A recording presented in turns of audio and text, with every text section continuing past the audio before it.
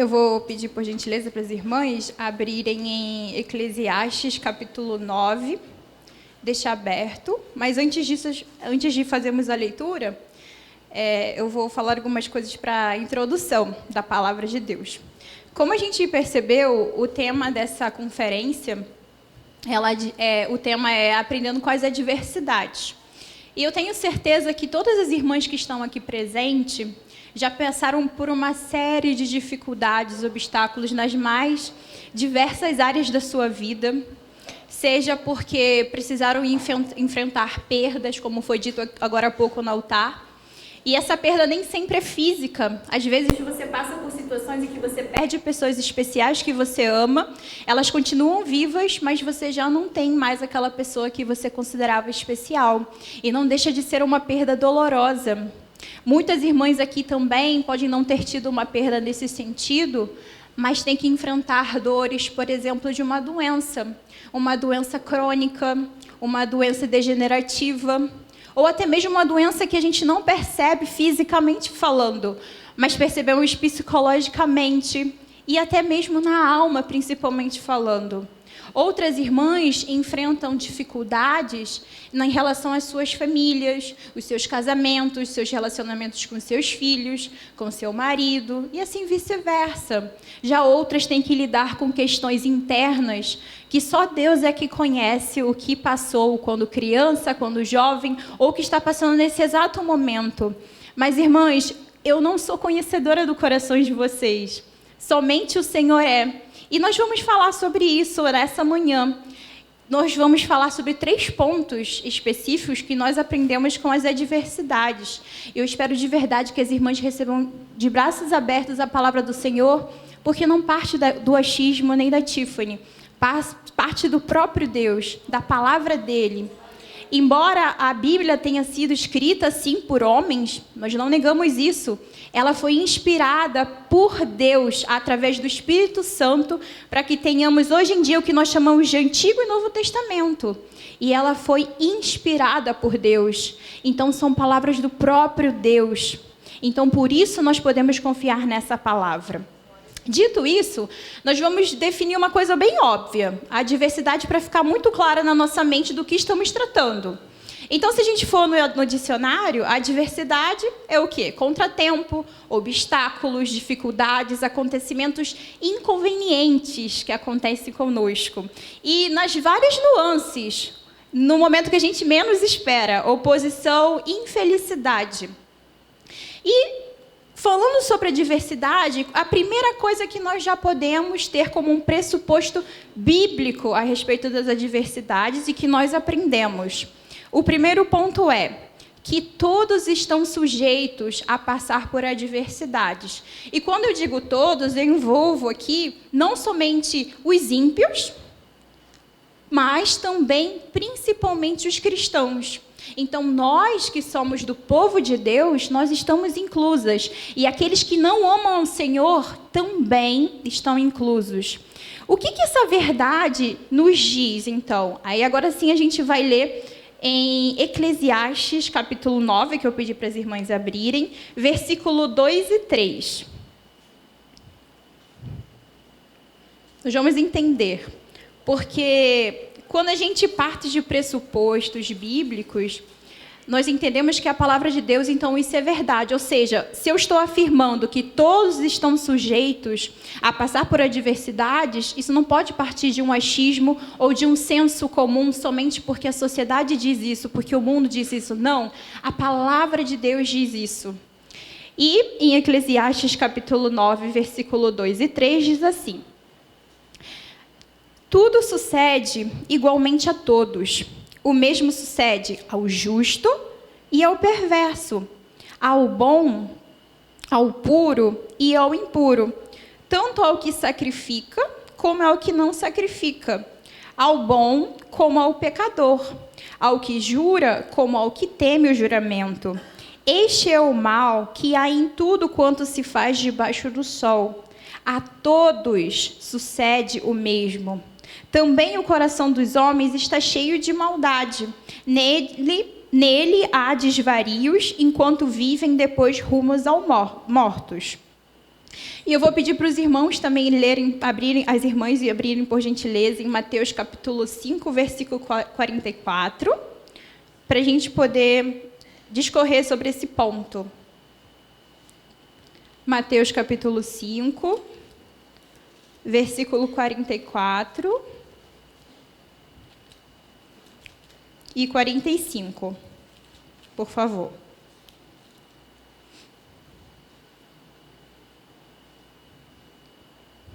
Amém?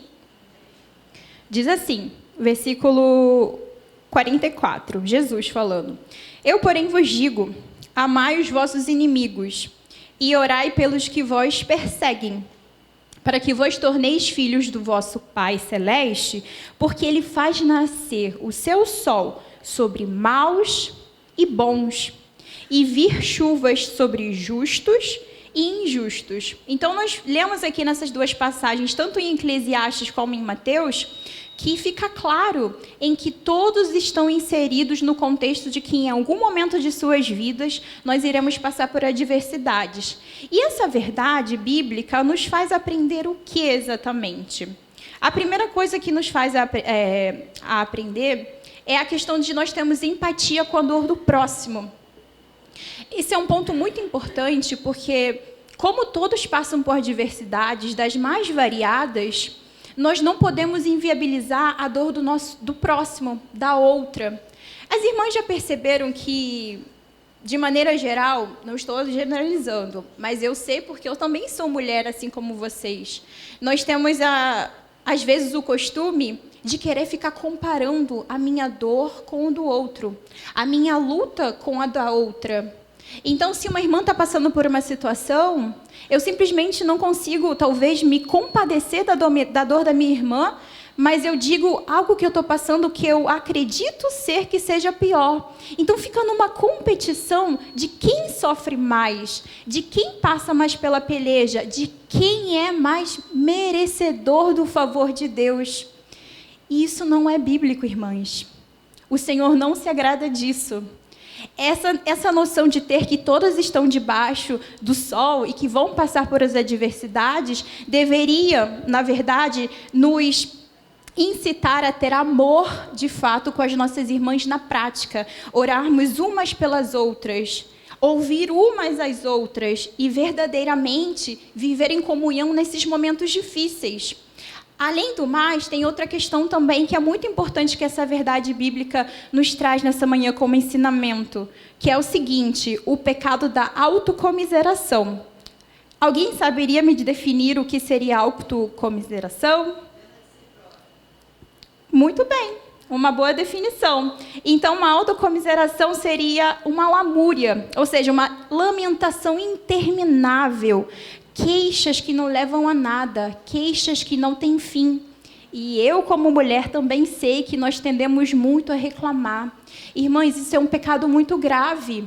Eu não estou dizendo para as irmãs que as dores elas não vão doer, que as adversidades, os obstáculos, chegam momentos que pesam em nosso coração, em nossa alma, a gente grita por socorro. Tanto que a gente ora ao Senhor para que o Senhor renove as nossas forças, para que Ele seja de fato a nossa rocha nas nossas vidas. Mas nós não podemos viver uma vida de reclamações, de eternas lamentações, como se não tivéssemos o nosso Senhor Jesus Cristo vivo em nossas vidas.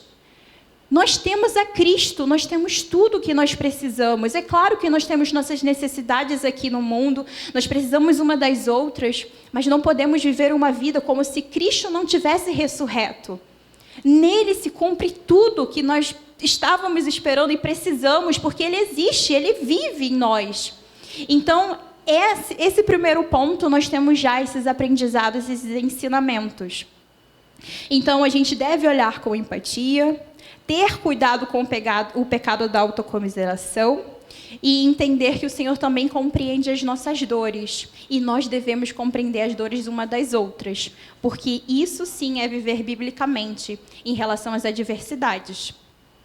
E prosseguindo, em relação a aprendendo com as adversidades, nós vamos ter 2 pontos bem altos da mensagem. Uma vez definida essa premissa bíblica, nós vamos falar sobre coisas que ficam reveladas no meio das adversidades. E a primeira é que nas adversidades fica revelado quem é o homem. Como assim, Tiffany? Quando eu falo homem, eu estou falando no sentido de humanidade, tá bom? Tanto homens como mulheres. Então, no meio das adversidades, elas vão revelar quem é o homem, mas em que sentido? À medida que as dificuldades surgem e se acentuam, o coração do homem é provado e exposto. O que isso quer dizer? Quando nós passamos por adversidades, vai ficar claro em um momento para as pessoas, ou para você também, ou não, mas para Deus vai ficar muito nítido o que está no seu coração. O nosso coração ele vai ser revelado nesses momentos difíceis para o Senhor se realmente o amamos ou não. Por isso eu vou pedir para as irmãs abrirem agora, por gentileza, em Êxodo, capítulo 20. Por favor, para a gente poder entender isso melhor.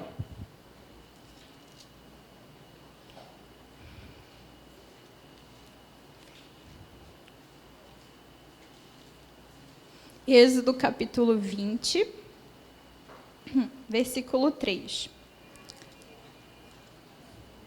As irmãs deixem separado, por favor, porque antes disso eu vou precisar de falar de uma outra passagem também, antes. Então, Êxodo capítulo 20, e vamos ler o versículo 3. As irmãs deixem separado, por favor. E agora nós vamos ler Provérbios capítulo 4, versículo 23. Desculpa, eu tinha esquecido dessa parte. Abriram, irmãs? Amém. Eu ainda não abri, agora eu encontrei. Bom, vamos lá. Então, como eu disse para as irmãs, nas adversidades, o nosso coração é provado e ele fica exposto, principalmente ao Senhor, porque Ele é conhecedor dos nossos corações. Mas o que quer dizer coração? Porque a gente repete muito, né, que o coração é enganoso, que o Senhor conhece os nossos corações, mas qual é realmente o conceito teológico, bíblico da palavra coração? O conceito teológico de coração refere-se, em certo sentido, quem é o homem em seu interior. Novamente, homem aqui no sentido de humanidade, homens e mulheres. Ou seja, o que eu estou querendo dizer? Que vai se tratar de consciência, mente, pensamentos, inclinações, anseios, as minhas intenções, os meus desejos. Então, na maioria das passagens, claro, tem contextos em que é literalmente falando sobre o coração, um órgão, mas não é nesse sentido que eu estou falando nessa manhã. Nós estamos, então, falando das intenções, das nossas intenções interiores, íntimas, que somente Deus é conhecedor. Então, se eu digo que as adversidades, elas provam o nosso coração e elas botam para fora o que está aqui dentro, é disso que eu estou tratando. Então, para o Senhor fica claro quais são as nossas intenções reais quando nós estamos passando por obstáculos. E aí eu pedi para as irmãs abrirem em Provérbios capítulo 4, versículo 23, onde diz assim: sobre tudo que se deve guardar, guarda o coração, porque dele procedem as fontes da vida. Justamente, porque é daí que vai fluir o que realmente está se passando, o que nós realmente amamos, quais são os nossos anseios, quais são as nossas vontades. E por isso também tem uma outra passagem em Mateus capítulo 15, versículo 19, que eu também vou pedir para as irmãs abrirem, por favor.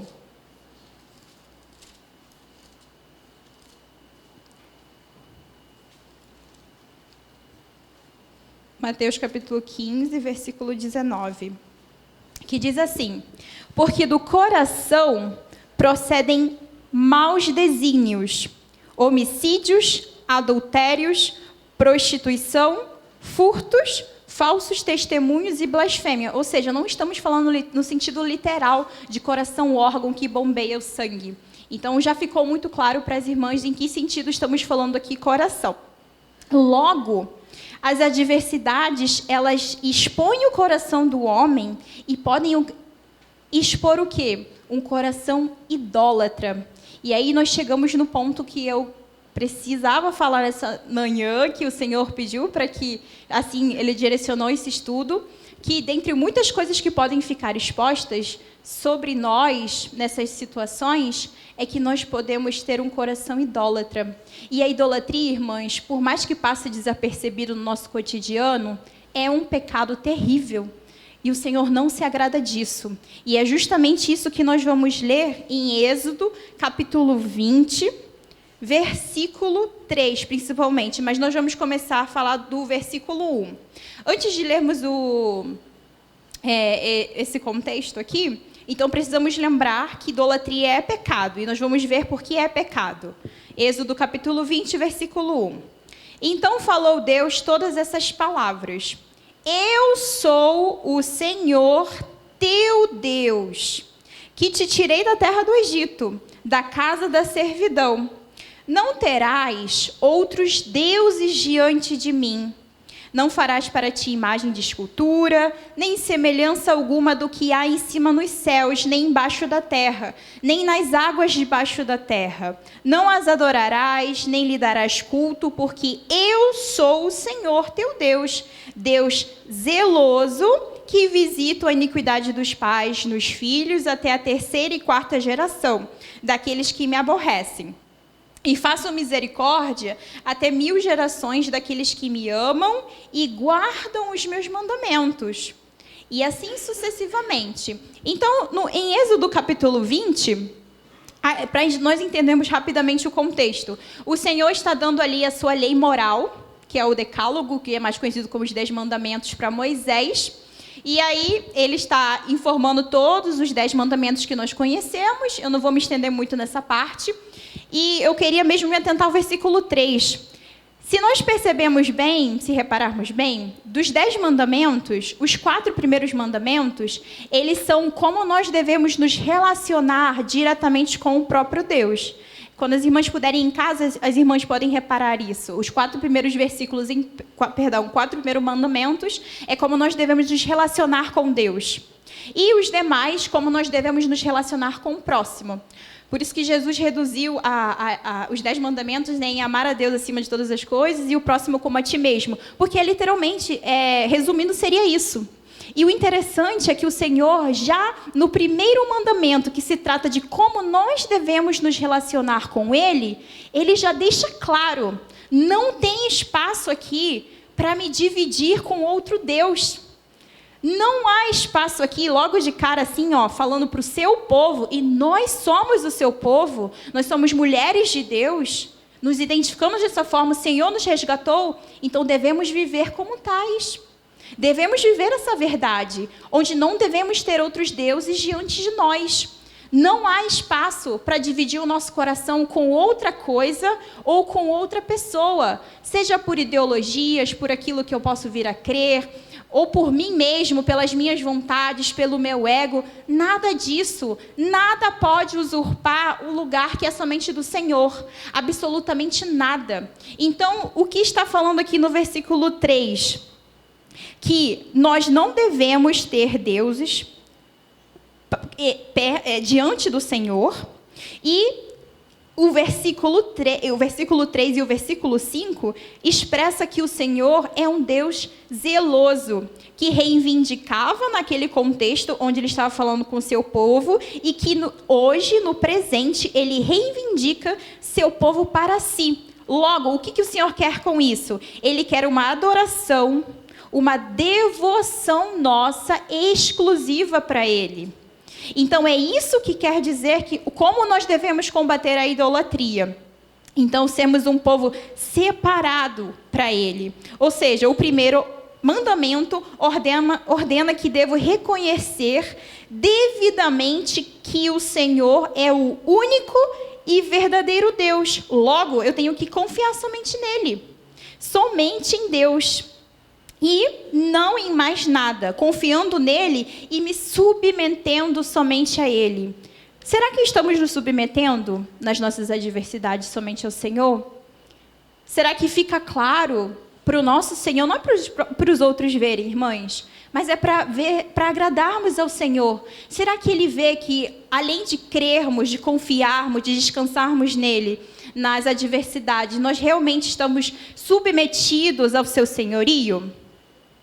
E é nessa manhã que eu trago essa reflexão, não somente para mim, durante a questão de desenvolver o esboço, mas nessa manhã, reforçando aqui com as minhas irmãs e pensando que Deus tenha misericórdia das nossas vidas, dos nossos corações. Logo, então, definindo o que seria idolatria. Então, para ficar claro, idolatria é inventar ou ter alguma coisa ou pessoa em que você deposite toda a sua confiança. É tudo aquilo que usurpa o lugar de Deus em seu coração.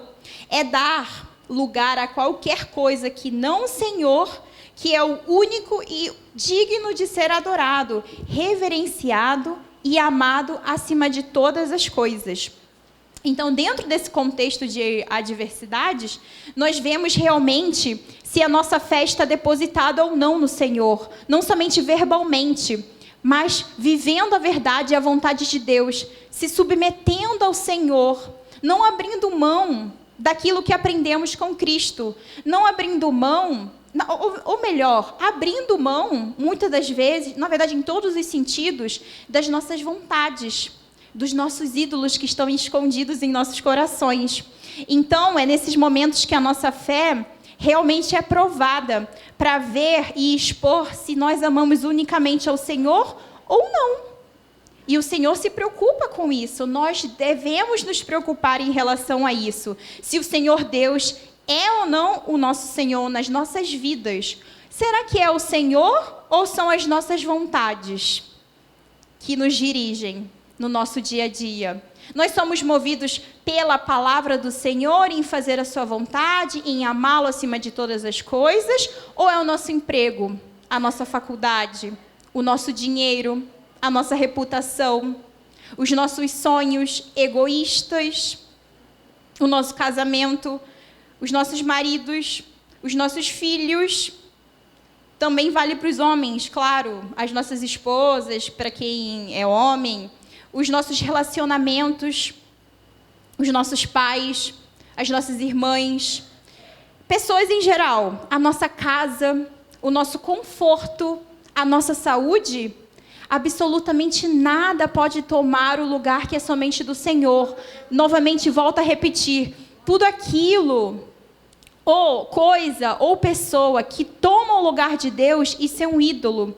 E ele precisa ser desfeito nesta manhã. Imediatamente, porque essas coisas não são o Senhor, não são dignos de serem adorados.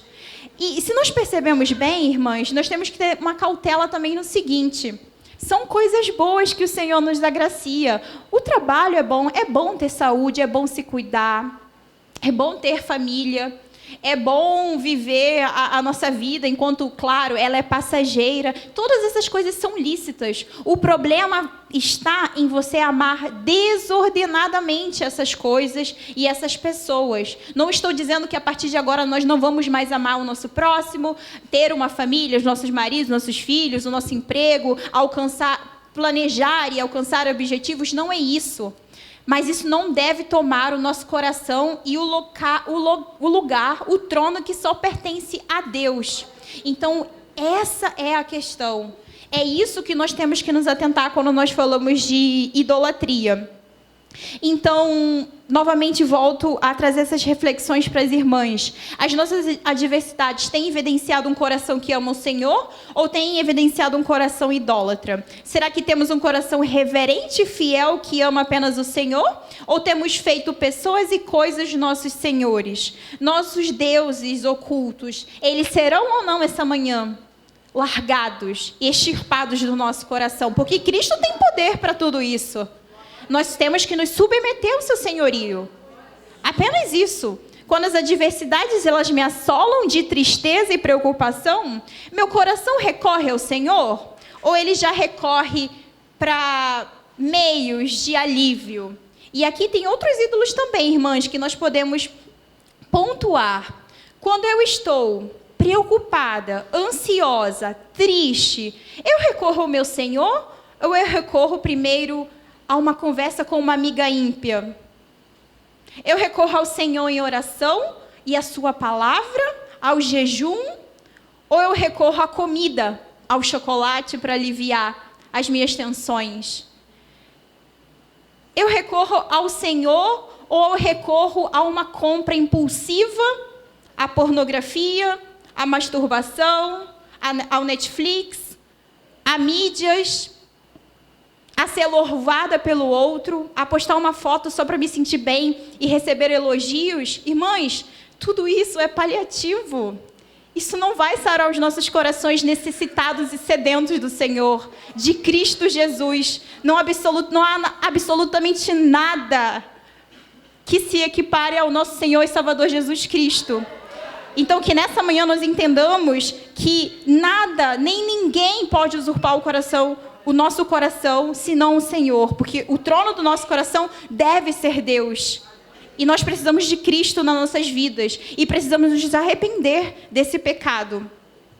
Logo, nós já podemos também entrar para o próximo aprendizado a respeito das adversidades, que fica muito evidente. E que eu, particularmente, eu amo esse atributo do Senhor. A irmã Thaisa tinha falado que, quando eu cheguei aqui, eu cheguei dilacerada em muitos sentidos. E eu amo a minha família na fé, sou muito grata a fazer parte desse corpo, e foi aqui que eu fui entender sobre a soberania de Deus. Então, com muita alegria no meu coração, eu vou falar a respeito da soberania de Deus agora também com as irmãs. Bom, como eu disse até agora, todos passam por adversidades, ímpios e justos.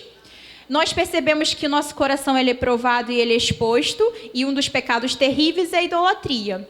Só que não somente o homem ele é revelado nessas adversidades, o próprio Senhor se revela nas adversidades. E o Senhor, ele é tão majestoso, mas tão majestoso, que nós nunca conseguiríamos colocar uma lista e pontuar todos os atributos do Senhor. Porque eu tenho certeza que quando nós conhecemos face a face plenamente, nós iremos ficar muito mais maravilhados do que nós somos e agraciadas agora nesse presente, nessa vida passageira.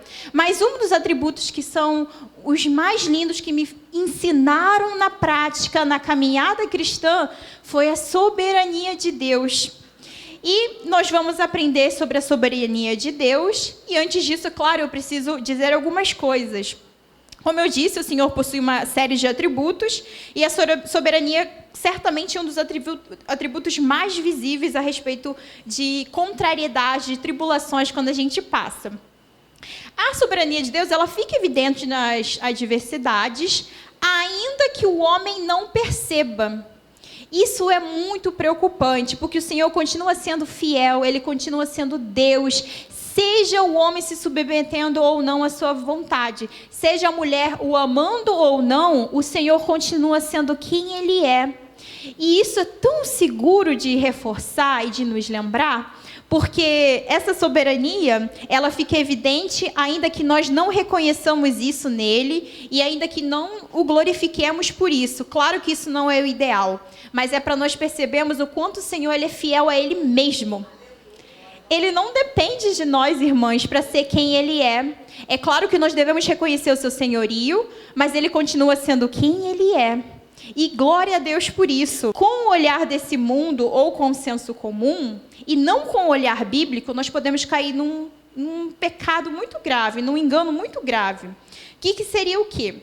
Quando a gente não tem uma cosmovisão cristã, irmãs, se a gente não amadurecer na nossa fé, na nossa caminhada cristã, a gente vai ter uma visão de Deus e das coisas do Senhor deturpadas.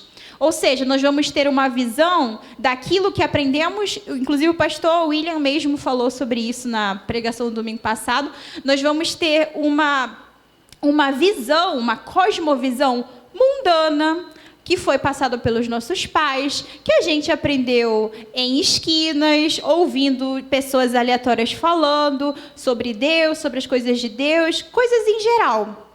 E isso é muito preocupante, porque nós não podemos ter uma visão errada do nosso Senhor. É por isso que a palavra ela é muito importante, porque nós só vamos conhecer a Deus com a sua palavra, e a sua palavra é a Bíblia. Como as irmãs querem conhecer e vencer as adversidades, eu estou inclusa nisso, se não nos alimentarmos da palavra de Deus? Nós vamos ter uma visão de um Deus, muitas vezes o quê? Quando a gente passa por adversidades. Uma visão de um Deus omisso, um Deus passivo, que não exerce pleno domínio sobre as nossas vidas e sobre as coisas em geral. Ou até mesmo a gente pode ter uma visão errada de que Deus é mau, que Ele é tirano, injusto e que Ele não se atenta para os sofrimentos e o clamor daqueles que perecem.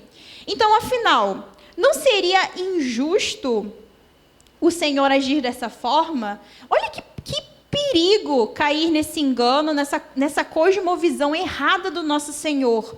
Então, irmãs, já digo assim de cara para as minhas irmãs, inclusive eu me coloco nisso, precisamos conhecer quem é o nosso Deus plenamente, para não vivermos por aquilo que ouvimos falar dos outros, por aquilo que sentimos, mas por aquilo que cremos na palavra de Deus.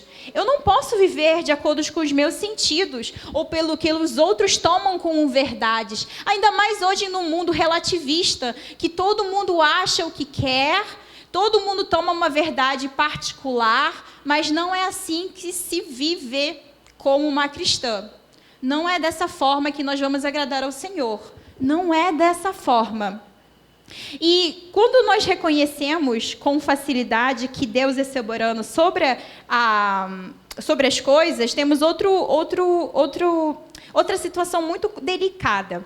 Porque, às vezes, a gente até consegue entender que Deus é soberano sobre a criação, sobre o universo, sobre Ele ter criado a natureza, e a gente vê as montanhas, as árvores, vários lugares bonitos que inclusive nós vamos e tiramos foto, não é mesmo? É muito bom contemplar os feitos do Senhor, as maravilhas que Ele fez, visíveis aos nossos olhos como os cristãos, mas também aos ímpios, e eles reconhecem isso, que é muito belo, porque o Senhor, tudo que Ele faz, Ele é perfeito em tudo que faz.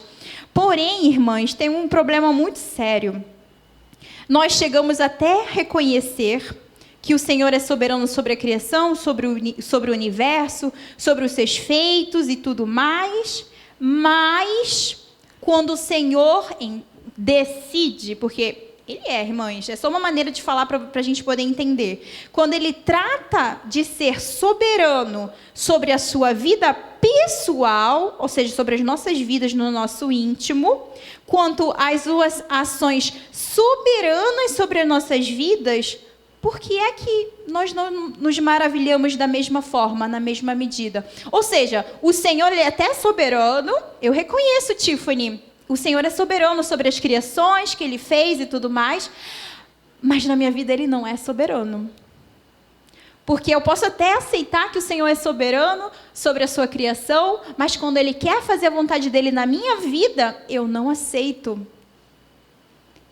Eu não aceito que o Senhor me deixe passar por situação A, por situação B, por situação C, há tanto tempo. Eu já estou nessa peleja, minha irmã, não são 1, 2, 3 anos, são 10, 15 ou toda a minha vida. Tiffany, eu estou nessa situação e eu não vejo a mão de Deus, eu não vejo o mover de Deus, eu não vejo aquilo que profetizaram para mim, aquela revelação que eu recebi quando eu fui em tal igreja. Eu não recebi aquilo que me prometeram, que falaram, Deus vai fazer, Deus vai cumprir, Deus vai realizar. Ou seja, eu só concebo a ideia de que Deus é soberano até certo ponto, mas quando o Senhor trata no meu coração e quer me ensinar sobre a sua soberania na minha vida, nas minhas dores, nas minhas adversidades, aí sim eu nego ao Senhor Jesus. Aí sim eu nego a soberania de Deus. E aí eu não consigo, com as minhas ações e o meu coração, aquilo que eu falei agora há pouco, evidenciar e glorificar que o Deus é soberano. E isso é preocupante, irmãs, porque o Senhor, Ele não pode ser alguém feito de acordo com aquilo que eu quero. O Senhor, Ele é quem Ele é. Eu devo amá-lo por quem Ele é. Ele não pode ser um Deus moldado de acordo com as minhas vontades ou com aquilo que eu espero que Ele seja. Não! O Senhor é de um jeito, e quem somos nós para poder dizer o contrário? Nós somos criaturas. Nós temos que nos submeter a quem Ele é, e Ele é perfeito. Então, se Ele é soberano sobre a criação, glória a Deus. Mas quando Ele for especificamente soberano sobre alguma área da sua vida que você não está entendendo, que está doendo pra caramba nesse momento, que é doloroso, é difícil, da mesma forma temos que glorificar por quem Ele é. Porque se nós o amamos, nós nos submetemos ao seu senhorio. Porque se eu tenho um coração que está com o Senhor no trono, no centro da minha vida, é dessa forma que eu vivo, é dessa forma que eu anuncio. Eu não fico dizendo coisas sobre o Senhor que não é verdade. Eu vivo uma vida de confiança, independente do que eu for passar. E, irmãs, essa vida ela é passageira, e talvez o Senhor queira te ensinar e te tratar em causas que vão perdurar, talvez, até o dia da sua morte, nessa vida, irmãs, nessa vida, porque o melhor para nós não está aqui, nessa vida passageira. A gente pensa muito com a mente daqui, dos ímpios. Irmãs, não, a gente tem uma eternidade. Essa vida não é nada perto da eternidade, mas volto a dizer o que eu disse lá no começo da pregação. Isso não quer dizer que vamos inviabilizar a dor das nossas irmãs. Não é isso que eu estou dizendo. Mas é que, apesar das dores, eu glorifico, não porque isso está me doendo, não é isso, irmãs. O Senhor não é masoquista, não é um Deus que quer que nós sejamos masoquistas, não é isso. Mas que, apesar da dor, apesar das adversidades, eu sei quem é o meu Deus, e Ele é o Deus da minha vida. É isso que nós precisamos entender. Agora eu vou pedir, por gentileza, para as irmãs abrirem Jó, capítulo 42, versículo 1 ao 6.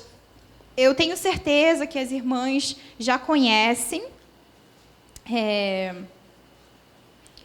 essa passagem, mas, ainda assim, eu gostaria de abrir com as irmãs para nós podermos tratar de alguns pontos, por favor. Então, Jó, capítulo 42, versículo 1 ao 6. Eu vou dar um momento para as irmãs abrirem, tá bom? Fica antes de Salmos, irmãs, para as irmãs poderem se localizar mais rápido. Amém? Então, iremos ler Jó, capítulo 42, versículo 1 ao 6. Então, respondeu Jó ao Senhor. É o último capítulo, de Jó. Vamos ter isso em mente. É o último capítulo de Jó, depois de tudo que ele passou. Então respondeu Jó ao Senhor: bem sei que tudo podes, e nenhum dos teus planos pode ser frustrado. Quem é aquele, como disseste, que sem conhecimento encobre o conselho? Na verdade, falei do que não entendia. Coisas maravilhosas demais para mim, coisas que eu não conhecia. Escuta-me, pois, havia dito, e eu falarei. Eu te perguntarei e tu me ensinarás. Eu te conhecia só de ouvir, mas agora os meus olhos te veem. Por isso me abomino e me arrependo no pó e na cinza. As irmãs, elas já conhecem a história de Jó, e resumidamente, Jó era um homem íntegro e reto, temente a Deus e que se desviava do mal. Era rico, casado, pai de muitos filhos, 10 filhos, certo? Até que, pela permissão do Senhor, ele é provado, e assim, dessa forma, o Senhor permite que Satanás o toque em sua vida, mas até certo ponto. E isso é conhecido como a teologia do sofrimento, Na teologia tem o estudo somente para as dores, e é chamado de teologia do sofrimento, e a história de Jó é muito utilizada para aprendermos a respeito das adversidades.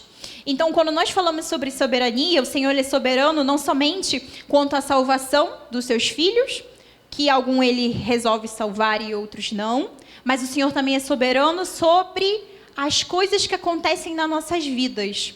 Ou seja, precisamos entender que soberania é o controle de Deus, apesar dos pesares. Então, tudo que eu passei até agora na minha vida, nada foge do controle das mãos de Deus, nada pega o Senhor de desprevenido, nada é algo que Ele se surpreenda, Ele diga, e agora, o que irei fazer na vida da minha filha? Então, ter essa consciência nos ajuda a descansar em quem Ele é. E Jó, como eu disse, resumidamente aqui, quem ele era, o que ele tinha, o que ele possuía, são coisas que hoje em dia a gente deseja bastante. Algumas das irmãs talvez tenham alcançado algumas coisas que Jó, ele fica explícito na sua história, que ele alcançou e ele tinha, ele era. E tudo isso acaba por ser tomado. E sendo tomado, nós percebemos o quê? Que apesar de Satanás trazer dores e perdas a Jó, o Senhor controlou e controla até onde Satanás pode fazer algumas coisas. Então é importante ter em mente, irmãs, que até quando Satanás e seus demônios eles agem contra a vida dos seus escolhidos, ele não pode fazer o que ele bem entender. Precisamos entender que o bem, que é representado pelo Senhor e por toda a sua justiça e todo o seu reino, está superior, acima, esplêndido, perto daquilo que Satanás pode fazer por enquanto. Precisamos ter em mente que nada foge das mãos de Deus, do controle de Deus, até mesmo o que Satanás faz e arruaça na vida do mundo, enquanto nessa vida passageira, porque isso irá acabar e ele já está derrotado em nome de Jesus, por causa de Cristo. E precisamos lembrar que por causa disso, nós temos segurança por causa de Jesus. E prosseguindo em relação a esse contexto de Jó, por mais que as malvadezas de Satanás, elas ocorram e a gente perceba isso, elas são limitadas pela poderosa mão de Deus e ele não pode subsistir frente ao Senhor. Ele não pode fazer absolutamente nada. E mesmo Jó tendo perdido o que perdeu, tendo passado o que passou, no final das contas ele consegue reconhecer o senhorio de Cristo, porque ele diz, bem sei que tudo podes e nenhum dos teus planos pode ser frustrado. Eu te conhecia só de ouvir, mas agora os meus olhos te veem. Então as adversidades são meios da gente conhecer verdadeiramente quem é o nosso Senhor. Por isso, precisamos enxergar as adversidades com uma cosmovisão cristã, com um olhar bíblico, justamente para não sermos tragadas pelas nossas dores. E assim, nós podemos dizer que o Senhor, Ele firmou o mundo, que Ele não vacila, que Ele não está fora do seu controle, e que desde a antiguidade, o trono do Senhor está firme, desde a eternidade, como diz em Salmos 93, versículo 1 ao 3. Que o cetro está em suas mãos e que o Senhor Deus dirige todas as coisas segundo o conselho da sua vontade, como está escrito em Efésios 1, que inclusive é o livro que está sendo exposto aos domingos aqui na igreja. Então, nós precisamos entender que Deus criou todas as coisas, e isso fica explícito em Gênesis 1, e parte do 2 também. E logo, o Senhor não somente criou as coisas, como Ele tem domínio da sua criação e das nossas vidas, até aqueles que não reconhecem quem Ele é Deus. Então não tem como fugir de Deus, não tem como fugir do plano perfeito de Deus. Até quando nós tomamos as nossas vontades, claro, é importante dizer, nós temos sim como tomar as nossas escolhas, mas de uma maneira que não é muito clara,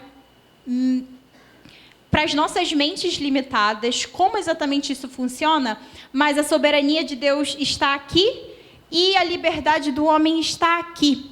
Tiffany, como isso funciona na prática? Como eu posso explicar assim com excelência a respeito? Irmãs, nós paramos onde a Bíblia para. Fora disso é deduzir. Eu não sei dizer para as irmãs de que forma o Senhor instituiu isso, mas as duas coisas andam casadas e linearmente. perfeitamente como devem ser. Por isso eu digo, irmãs, não debrucem o seu tempo querendo adivinhar aquilo que só pertence ao Senhor. Não tentem entender aquilo que está oculto para o Senhor e que por algum motivo Ele não quer revelar. Ele não quer dizer. Por isso que eu disse para as irmãs, nós não podemos viver por aquilo que dizem, por aquilo que nós sentimos, nós temos que viver por quem Ele é, pelo que cremos. Porque senão a gente vai viver uma agonia querendo tentar descobrir qual é a vontade que só pertence ao Senhor. É Ele quem sabe do dia de amanhã. As nossas preocupações de hoje, a gente se preocupa hoje, entre aspas, debaixo da soberania de Deus, o descanso de Deus. Mas aquilo que não me compete, eu tenho que ser madura o suficiente na fé para entender que eu não sou Deus. Assim como nós não devemos ter deuses, nós também não devemos nos comportar como se fôssemos semideuses. Não nos compete ser aquilo que somente o Senhor é. Ele é soberano. Nós não, nós somos falhas, nós somos pecadoras. Ainda assim o Senhor foi tão bondoso que nos resgatou, enviou o seu Filho Jesus, arrependemos dos nossos pecados e agora vivemos por uma vida para a glória de Deus. Então, se declaramos que somos cristãs, precisamos viver como tais. Até mesmo nas adversidades e principalmente falando a respeito da sua soberania. E, logo, com tudo isso, nós podemos entender que as adversidades, elas podem nos pegar desprevenidas como nos pegam desprevenidas. Mas, para Deus, não há emergências inesperadas. É bem verdade que os homens, eles têm um certo poder e influência. Nós vemos homens poderosos, de certa forma, aos olhos do mundo. E eles têm, sim, influência sobre esse mundo caído. Sendo que Deus é que reina acima de todos eles, nós podemos perceber isso, mas somente Deus é onipotente e soberano, inclusive desses homens, dessas mulheres que se acham Deus aqui na terra, semideuses. Então é importante, por isso, enquanto nos preocuparmos com qualquer coisa que não o Senhor, não haverá descanso para o nosso coração. Não tem como achar descanso, plenitude em Jesus, a paz que excede todo entendimento, se nosso coração, o nosso tempo, a nossa mente, tudo que falamos, tudo que vemos, tudo que ouvimos, for qualquer outra coisa senão o Senhor. Irmãs, não tem como viver. Então, se queremos viver como cristãs, confiantes no Senhor, precisamos parar de ouvir vozes externas, vozes interiores que também são enganosas. Precisamos ouvir a palavra de Deus, precisamos meditar nessa palavra dia e noite, nos lembrarmos, pregarmos a nós mesmas, umas às outras, quem é Deus. Porque facilmente a nossa atenção é roubada por séries, por problemas, por acidentes, por muitas coisas, irmãs. E aí somos tragados pelo quê? Por qualquer outra coisa, mas não o Senhor. E depois ainda chegamos ao Senhor e falamos: Senhor, eu não consigo descansar, eu não consigo me livrar dessa preocupação, eu não consigo confiar em Ti. Mas é claro, irmã, como você vai confiar no Senhor se você age dessa forma? Não tem como fazer isso. Então é preciso reconhecer e se submeter ao seu senhorio, assim conservando-se, tendo esse cuidado consigo mesma em meio às tempestades e, claro, regozijando-se na esperança da glória de Deus. E agora nós vamos para as aplicações para terminarmos a exposição. A primeira coisa, irmãs, ficou muito claro aquilo que é pecado, aquilo que não agrada ao Senhor quando nós passamos por adversidades. Então, agora é o momento, hoje, nesta manhã, o Senhor te chama a se arrepender dos seus pecados. De todos esses pecados que eu listei até agora. Nós precisamos nos arrepender da autocomiseração, da idolatria do nosso coração, dos nossos pecados ocultos que já foram expostos com essa mensagem. Eu tenho certeza disso, porque a palavra de Deus traz à tona toda a nossa podridão. Então, nós precisamos nos livrar, nos arrepender da nossa visão distorcida sobre o senhorio de Deus quanto ao governo das nossas vidas e sobre as adversidades. E lembrarmos que a Bíblia diz o seguinte em Provérbios, capítulo 28, versículo 13. O que encobre as suas transgressões jamais prosperará, mas o que as confessa e deixa alcançará a misericórdia. Outro versículo que você vai entender de que forma você vai deixar isso hoje e parar e viver uma vida de obediência a Deus. Se dissermos que não temos pecado algum, a nós mesmos nos enganamos, e a verdade não está em nós. Se confessarmos os nossos pecados, Ele é fiel e justo para nos perdoar os pecados e nos purificar de toda injustiça. Quem? Jesus Cristo. Se dissermos que não temos cometido pecado, fazemo-lo mentiroso e a sua palavra não está em nós. Então devemos ser honestas, reconhecer verdadeiramente. Como eu disse, o Senhor conhece os nossos corações, todos eles, sem exceção de todas vocês. Então é hora de ser honesta com o Senhor e deixar isso para trás e amá-lo unicamente. Outra aplicação: os nossos pensamentos são formados, as nossas ações elas são reguladas, ela é desenvolvida, a nossa vida é e deve ser moldada pelas Sagradas Escrituras. Eu até já falei, mas eu vou reforçar. É através da Bíblia que nós temos uma compreensão bíblica da plenitude do caráter de Deus. Então, não tem como viver uma vida que agrada ao Senhor se eu não conheço esse Deus. Não tem como eu dizer que eu o amo se eu não o conheço nas Escrituras. Irmãos, eu não conheço o Senhor pelo aquilo que as pessoas vão falar de seus achismos da sua cabeça, ou das revelações, ou de qualquer coisa mística. Não, não é dessa forma que se conhece o Senhor. O Senhor se conhece unicamente na palavra de Deus. Amém? E assim, é importante lembrar que em Romanos 10, versículo 17, e assim a fé vem pela pregação, e a pregação pela palavra de Cristo. É da palavra da verdade, somente dela, que podemos aprender sobre quem Deus é e ter a fé e a segurança plena no Senhor, apesar das adversidades, e aprender todas essas coisas. Então, leia, medite, estude e aplique a Bíblia em sua vida. Afinal, como 2 Timóteo capítulo 3, versículo 16 diz, que toda a Escritura é inspirada por Deus e útil para o ensino, para a repreensão, para a correção e para a educação na justiça. E devemos nos lembrar que o nosso Senhor Jesus Cristo não somente conhece as nossas dores, como nós cristãos somos chamados a participar do seu sofrimento, irmãos.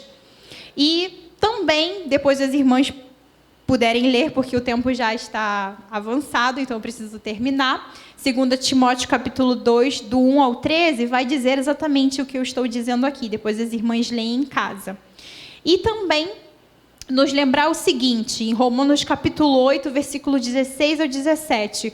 O próprio Espírito testifica com o nosso espírito que somos filhos de Deus. Ora, se somos filhos, somos também herdeiros.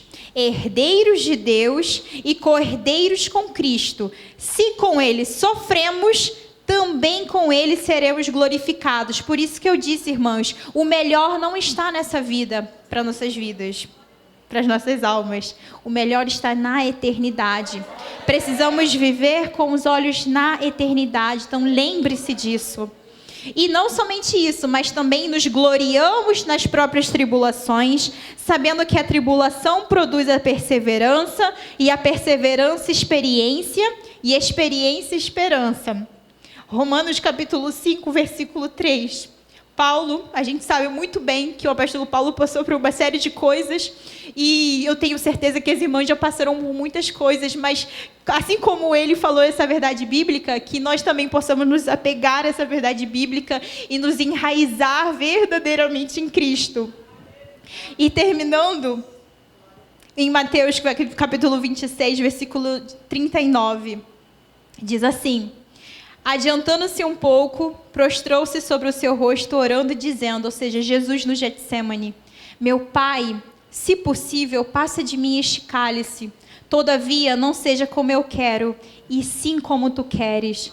Então, que nessa manhã as irmãs venham a entender o que é viver debaixo da soberania de Deus, o amando acima de todas as coisas, independente de qual for a adversidade. E eu gostaria de agradecer por essa oportunidade, minhas irmãs, que as irmãs o amem acima de todas as coisas. Obrigada.